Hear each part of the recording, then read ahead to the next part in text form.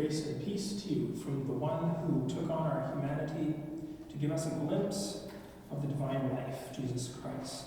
Amen. Some poetry. For this evening's meditation, I will draw on 17th century poet John Donne, who was a priest part of his life. This comes by way of modern author Philip Yancey. Born in England in 1571, Jack Donne spent his youth in dissoluteness and rebelliousness, expressed in witty, erotic poetry. Turning at last to Christ, Donne came to see himself as a prodigal saved only by grace. Through a middle age marked by increasing devotion to Christ, but also by poverty and discouragement, he turned his evident poetic skill to the great themes of love, death, and God's mercy. Then in 1615, he became an ordained Anglican priest, whereafter he poured his creative energies more into sermons than poems. During a near-fatal illness in the year 1623, however, Donne turned again to poetry, completing his most famous volume, The Devotions upon Emergent Occasions. Each day, the bedridden clergyman heard from his window the church bells of London announcing that the Black Plague, then scourging Europe, had taken more victims. Donne was convinced he, too, had the plague and would soon die. In his famous phrase, the person for whom the bell tolled was himself. It turned out that he did not die quite yet. He recovered, living on to the age of 59 or 60.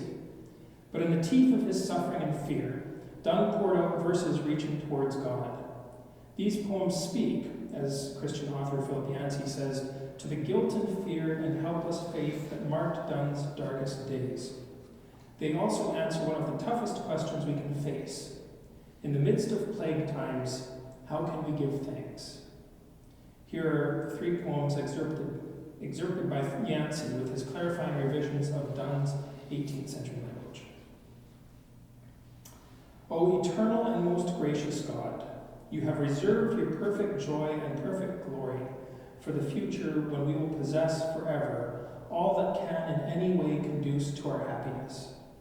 Yet here also in this world you grant us earnests full of payment, glimpses of that stored treasure. Just as we see you through a glass darkly, so also do we receive your goodness by reflection and by your instruments. Nature reaches out her hand and offers corn and wine and oil and milk, but it was you who filled the hand of nature with such bounty. Industry reaches out her hand and gives us fruits of labor for ourselves and our prosperity, but you guided the hands that sowed and watered, and you gave the increase. Friends reach out their hands to support us, but your hand supports the hand we lean on. Through all these, your instruments, have I received your blessing, O God, but I bless your name most for this, that I have had my portion not only in the hearing, but in the preaching of your gospel. O most gracious God, on this sick bed I feel under your correction, and I taste of humiliation, but let me taste of consolation too. Once this scourge has persuaded us that we are nothing of ourselves, may it also persuade us that you are all things unto us. In a brief few hours you have shown me I am thrown beyond the help of man, so much so that the physician himself had to send for assistance.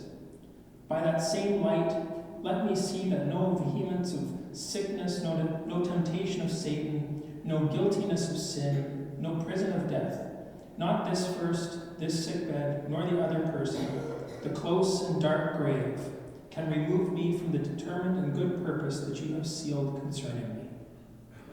I can read my affliction as a correction, or as a mercy, and I confess I know not how to read it.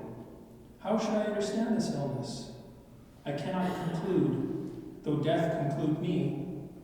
If it is a correction indeed, let me translate it and read it as a mercy. For though it may appear to be a correction, I can have no greater proof of your mercy than to die in you, and by that death to be united in him who died for me. Your Son felt a sadness in his soul unto death, and a reluctance, even fear, as that hour approached. But he had an antidote too, yet not my will, but thine be done. And although you have not made us, your adopted sons, immune from infectious temptations, neither have you delivered us over to them, or withheld your mercies from us. You, O Lord, who have imprinted medicinal virtues in all creatures, so that even the juices of plants and the venom of snakes may assist in healing, are able to transform this present sickness into everlasting health, and to make my very dejection and faintness of heart a powerful anodyne. When your son cried out, my God, why hast thou forsaken me? You reached out your hand, not to heal his sad soul, but to receive his holy soul.